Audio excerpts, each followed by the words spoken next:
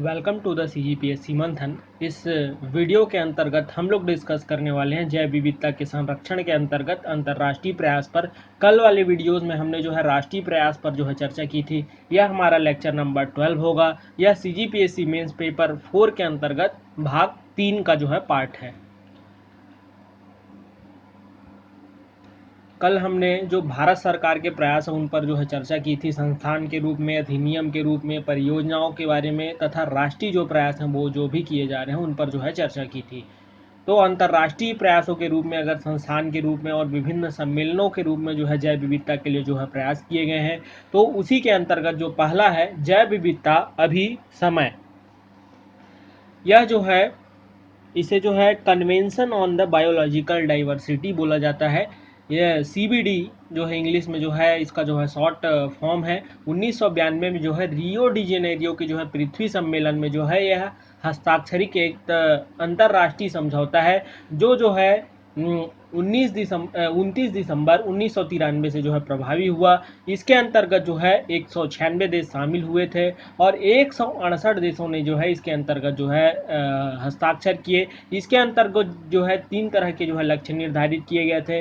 पहला जो लक्ष्य था जैव विविधता का संरक्षण, दूसरा जैव विविधता घटकों का जो है सतत उपयोग करना, उनका जो है लगातार उपयोग करना, लेकिन उनके जो घटकों को जो है बिना नुकसान पहुंचाए, और जो इसके अंतर्गत शोध और अनुसंधान होते हैं उनसे जो भी लाभ प्राप्त होते हैं उसका जो है उचित तथा समान भागीदारी, सब में जो है समान बंटवारा, इस तरह के जो है लक्ष्य जो है तय किए गए थे। दूसरा जो है कार्टेंजीना जैव सुरक्षा प्रोटोकॉल। तो जैव सुरक्षा से जो है संबंधित यह एक प्रोटोकॉल था जो है 2000 में जो है इसके अंतर्गत 11 सितंबर 2003 को जो है लागू हुआ। इसके पक्षकार देशों की अगर बात की जाए तो 170 देश तथा हस्ताक्षरकर्ता 103 देश।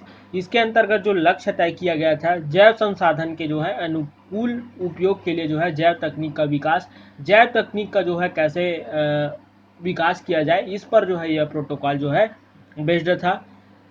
तीसरा जो है नगोया प्रोटोकॉल। यह बैठक जो है 2010 में जापान के शहर नगोया में आयोजित किया गया था, जिसके अंतर्गत 2 तरह के जो है लक्ष्य जो है तय किए गए। पहला जो था नगोया प्रोटोकॉल, जिसके अंतर्गत जो है एक समझौता हुआ था जिसे बोला जाता है ABS, access and benefit sharing, जिसके अंतर्गत जो है जेनेटिक संसाधनों के प्रयोग से होने वाले लाभों का जो है उचित बंटवारा जो है किया जाएगा विभिन्न देशों के बीच में, जो भी इसके जो है पक्षकार हैं उनके बीच में। दूसरा जो लक्ष्य तय किया गया था आईची लक्ष्य। इसके अंतर्गत भी जो है 2 लक्ष्य तय किए गए थे, एक जो है दीर्घकालिक लक्ष्य और दूसरा जो है अल्पकालिक लक्ष्य। तो दीर्घकालिक लक्ष्य जो है 2050 तक जो है इसका टारगेट जो है अचीव करना था।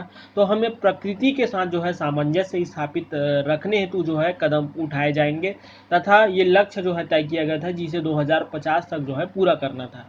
दूसरा जो है अल्पकालिक लक्ष्य 2020 तक जो है लक्ष्य जो है तय किया गया था। जैव विविधता हानि को रोकने के लिए जो है प्रभावी तथा तात्कालिक जो है कदम उठाए जाएंगे। तो 2020 जो है अभी 2010 में ये जो प्रोटोकॉल जो है हुआ था, अभी 2020 10 साल के लिए जो है अल्पकालिक लक्ष्य रखा गया था। तो जैव विविधता की हानि को रोकने के लिए उसके तहत जो है बहुत सारे जो प्रभावी तथा तात्कालिक कदम, जैसे किसी भी प्रकार की समस्या आ रही है, जैव विविधता को संकट है, तो उसके लिए जो है यह लक्ष्य तय किया गया था। आगे देखते हैं साइट्स। तो साइट्स का जो है ये जो सारे जो संस्थान हैं वो जो है 30 तथा 60 शब्दों में आ सकते हैं। बहुत ज़्यादा डिटेल्स में आपको नहीं जाना है, एक बेसिक नॉलेज रखना है कि इसका जो मेन कार्य क्या है, इसका उद्देश्य क्या है, और करंट से अगर कुछ टॉपिक्स अगर इनसे रिलेट होते हैं तो वो चीज़ें याद रखनी है।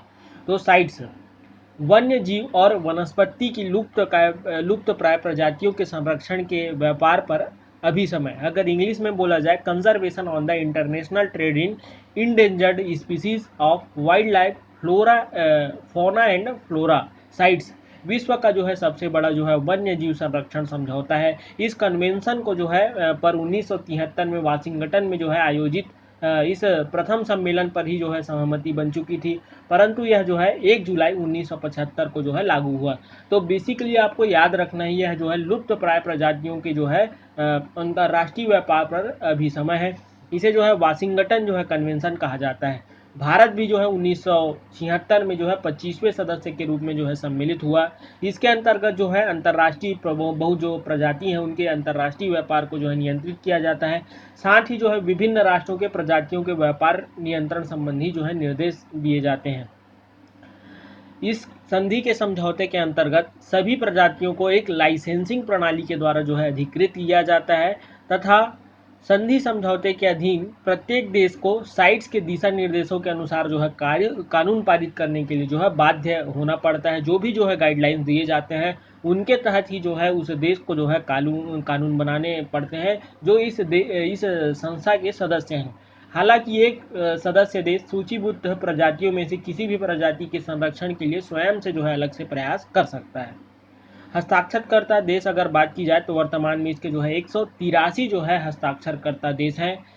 सदस्य साइट्स का जो COP सम्मेलन है, कॉन्फ्रेंस ऑफ पार्टीज सम्मेलन, वो जो है प्रत्येक 3 वर्ष में जो है एक बार हुआ। पहला जो हुआ था बर्न के जो है स्विट्जरलैंड के जो है बर्न नामक शहर में 1976 में। इसके अंतर्गत जो है 3 परिशिष्ट जो है दिए गए हैं जिसके अंतर्गत जो है कैटेगराइज किया गया है। ये आप कैटेगरीज आप देख सकते हैं और इन्हें पढ़ सकते हैं।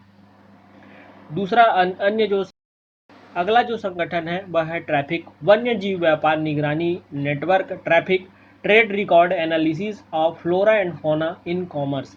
यह एक जो है गैर सरकारी संगठन है, सरकारी नहीं है, जिसकी स्थापना 1976 में WWF एवं IUCN ने एक संयुक्त संरक्षण कार्यक्रम के रूप में की थी। अभी हम WWF के बारे में आगे देखने वाले हैं। इसका जो मुख्यालय है, हेडक्वार्टर है, वो यूनाइटेड किंगडम के अंतर्गत जो है कैम्ब्रिज में है। ट्रैफिक वन्य जीव एवं पौधों के व्यापार की जो है निगरानी करता है।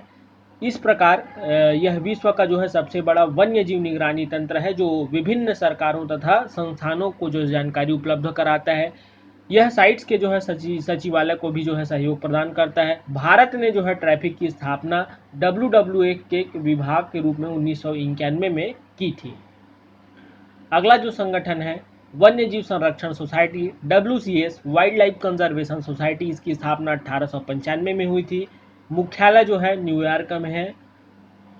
लक्ष्य जो तय किए गए थे विश्व के जो शीर्ष 15 जैव विविधता वाले देशों को जो है संरक्षित करना जो विश्व के जो है 50% से अधिक जैव विविधता जो है धारण करते हो। WCS ने विजन 2020 निश्चित किया है जिसके तहत वैज्ञानिक दृष्टिकोण का उपयोग करते हुए वैश्विक पर्यावरण का अध्ययन किया है। ये लाइन आप याद रखें, जिसके तहत जो है वैज्ञानिक दृष्टिकोण का जो है इसमें उपयोग करते हुए वैश्विक पर्यावरण का जो है अध्ययन करना है। भारत में जो है वन्य जीव संरक्षण सोसाइटी WCS इंडिया कार्यक्रम जो है चलाया गया इसके तहत। आगे जो संगठन है यूनेस्को का जो है man and biosphere reserve programme, MAB programme बोला जाता है। मैप यूनेस्को का एक जो है अंतर सरकारी वैज्ञानिक कार्यक्रम है जिसका लक्ष्य लोगों और उसके पर्यावरण के बीच संबंधों को जो है सुधार करना है। यूनेस्को ने जो है इसकी स्थापना 1971 में की थी जो कि जैव विविधता के जो है संरक्षण की दिशा में जो है महत्वपूर्ण प्रयास था। इसके जो विश्वव्यापी world network of biosphere reserve WNBR में 122 देशों के 686 बायोस्फीयर रिजर्व को जो है शामिल किया गया है जिनमें 20 पार जो ट्रांस बाउंड्री स्थल भी हैं। भारत के जो है 18 बायोस्फीयर रिजर्व में से जो है 11 बायोस्फीयर रिजर्व को जो है इस नेटवर्क में जो है इस कार्यक्रम में जो है शामिल किया गया है। अगला जो है WWF प्रकृति के संरक्षण हेतु विश्वव्यापी कोष world wide fund for nature. WWF का जो गठन है 1961 में हुआ था।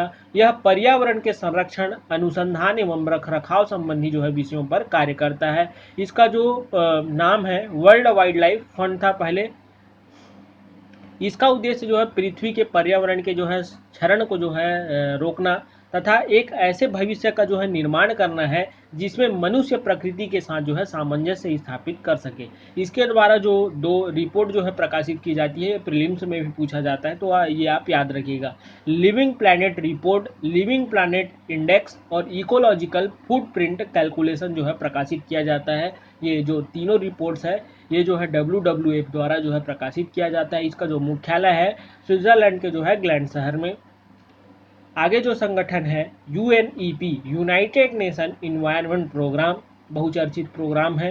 यह संयुक्त राष्ट्र की जो है एक एजेंसी है। इसकी स्थापना वर्ष 1972 में मानव पर्यावरण पर स्टॉकहोम में आयोजित संयुक्त राष्ट्र सम्मेलन के दौरान हुई थी। इस संगठन का जो मुख्य उद्देश्य है, मानव पर्यावरण को प्रभावित करने वाले सभी मामलों को जो है अंतर्राष्ट्रीय सहयोग को बढ़ाना तथा पर्यावरण संबंधी जानकारियों का संग्रहण, मूल्यांकन तथा पारस्परिक सहयोग सुनिश्चित करना।